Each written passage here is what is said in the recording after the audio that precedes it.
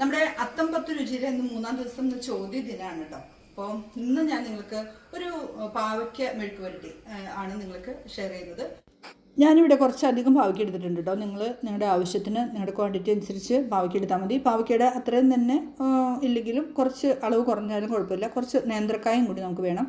ഇത് രണ്ടും കൂടി ചെറുതായിട്ട് അരിഞ്ഞ് നമ്മൾ മഞ്ഞൾ വെള്ളത്തിലിട്ട് വെച്ചിട്ട് അത് ഒരു 10 മിനിറ്റ് വെള്ളത്തിൽ കിടന്നതിന് ശേഷം വെള്ളം വാലാനായിട്ട് അല്ലെങ്കിൽ ഊറ്റാൻ വേണ്ടിയിട്ട് വെച്ചിരിക്കുന്നതാണ്. അതിൻ്റെ ഒപ്പം ഈ സമയത്ത് നമ്മൾ കുറച്ച് ഉപ്പും കൂടി ചേർത്ത് കഷ്ണത്തിന് വേണ്ടിയിട്ടുള്ള ഉപ്പുകൾ മാത്രം ചേർത്ത് വെച്ചിട്ടുണ്ട്.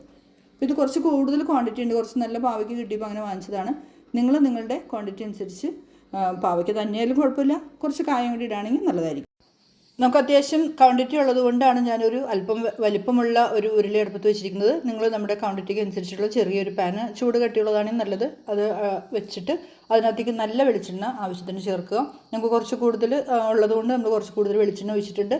വെളിച്ചെണ്ണ ചൂടായി കടുക് പൊട്ടിക്കഴിഞ്ഞാൽ അതിനകത്തേക്ക് നമ്മൾ കുറച്ച് ഒരു 3-4 ഉണക്കമുളക് വട്ടം കീറിയത് നമ്മളിട്ട് കൊടുക്കുന്നു. അതോടൊപ്പം തന്നെ സവാള ഒരു 4 സവാള എടുത്തിട്ടുണ്ട്. അപ്പോൾ ഇത് കുറച്ച് കൂടുതലുള്ളതുകൊണ്ടാണെന്ന് ഞാൻ പറഞ്ഞു. അതനുസരിച്ച് നിങ്ങൾ അളവ് കുറച്ച് സവാളയുടെ എടുത്താൽ മതി.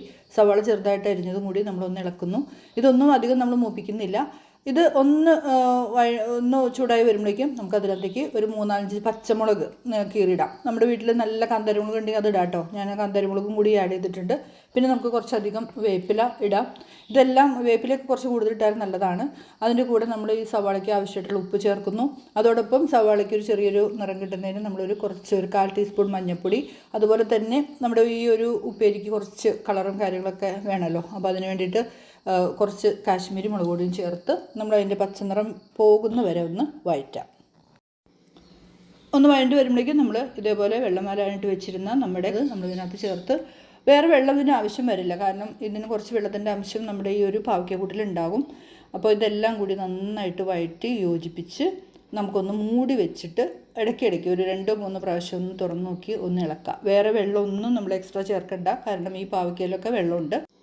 നമ്മൾ മൂടി വെച്ച് ചെറു തീയിൽ തന്നെ, നന്നായിട്ട് ചൂട് വന്നു കഴിഞ്ഞാൽ ചെറു തീയിൽ തന്നെ ഇതൊന്ന് വേവിച്ചെടുക്കുന്നതാണ് നല്ലത്. നമ്മൾ ഇടയ്ക്കൊന്ന് തുറന്ന് നോക്കുമ്പോൾ അറിയാൻ പറ്റും ഇതിൻ്റെ വേവും കാര്യങ്ങളൊക്കെ. അപ്പോൾ കായും അതുപോലെ തന്നെ പാവയ്ക്കും ഒരേപോലെ വെന്ത് കാണും കേട്ടോ, വെന്തിട്ടുണ്ട്.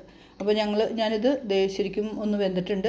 ഇനി ഇത് ഞാൻ നമ്മളിപ്പോൾ ഇതിനകത്തേക്ക് കുറച്ച് തേങ്ങ ചേർക്കണം. അപ്പോൾ ഫുള്ളിലും ചേർക്കുന്നില്ല.